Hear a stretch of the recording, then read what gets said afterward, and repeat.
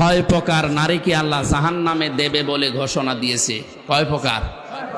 মা বোন যারা এসেছেন খুব ভালো করে শুনবেন, মোবাইল থাকলে সেভ করে নিন। এই ছয় প্রকারের ভেতরে যদি আপনি এক প্রকারেও পড়ে যান, আপনার নামাজ রোজা বোরকা পরা সব মাঠে মারা যাবে, আপনি জাহান্নামে।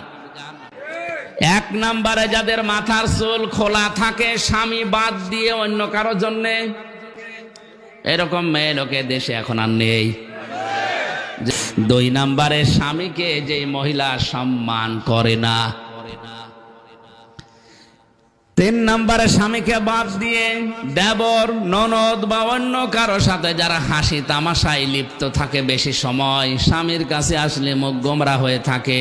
আর যদি দেবর পায় বলে স্বামী গিয়েছে ঘাস কাটতে, বাগে ধরে খাক, আমার দেওরা বেশি থাকে। চার নম্বরে যে মহিলা অপবিত্রতা থেকে পবিত্রতার খবর রাখে না।